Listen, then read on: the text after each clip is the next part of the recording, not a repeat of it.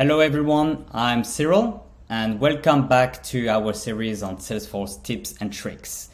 So in today's video, I would like to talk about a Flow Magic Picklist. It's an application that not only optimizes the user experience when working with picklist fields, but also enhance the visual aspects.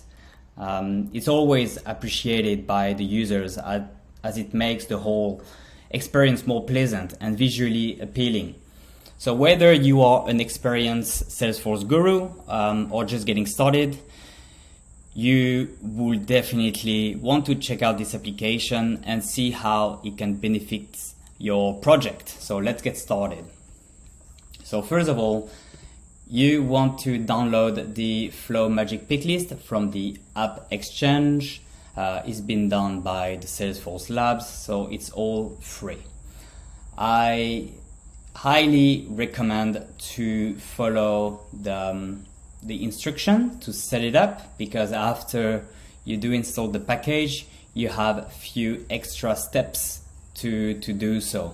But I will leave a link in the comments, so then you can just retrieve the link and follow those instructions.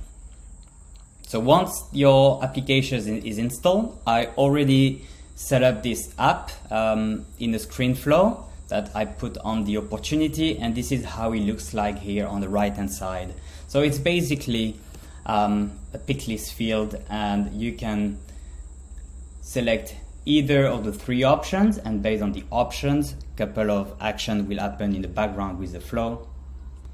So in that scenario, when I click on approved, it will automatically close this opportunity to 1.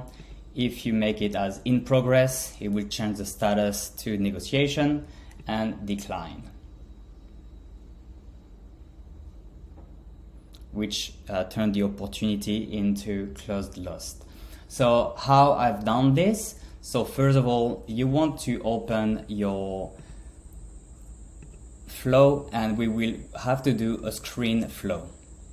So let's reuse the one I already created.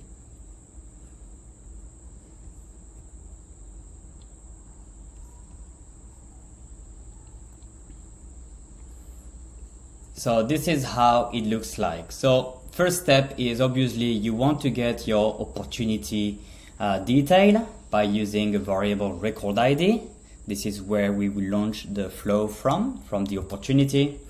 And then in your screen, this is where you add your Flow Magic Picklist component. So before you get there, you have a few little steps to do. So let's go a bit backward and open, first of all, your Flow Magic Editor app. So this app is only a preview on how to set up your tiles within your flow.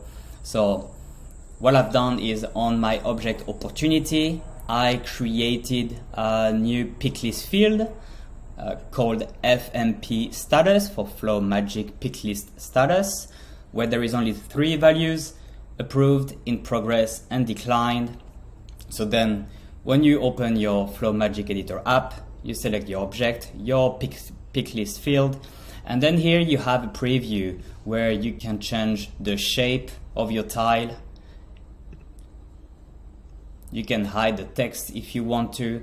So again, this part here is only to give you an idea on how it could look like within your flow. It won't, if you do any changes here, it won't change it within your flow. And you can add some different icon. It's already part of the app, so you can just browse through and pick whatever icon you want for. And then once it's all done, you can hit save, and then you can go back into your flow, and this is where you add all the different detail. So your object name, the picklist field, the alignment, the image size, the size of the tile, the theme as default. And the transition on select here is, I put it on true because then that prevents the user from selecting the tile and then hitting next. By putting this value to true, the customer, the client can just click on the tile and it will automatically go to the next screen. And the selected picklist value, I put picklist decision, where I basically want to store the result of my action into a variable. But in this scenario, you will see I did not use this. I ended up using in my decision the resource from Flow Magic Picklist is available. So you can just select your screen component Flow Magic, and then you click on selected value. So then if the selected value equal approved, then go into the approve assignment where I change the status, the stage of my opportunity to close one. So I did the same in the other assignment, and then I do update opportunity.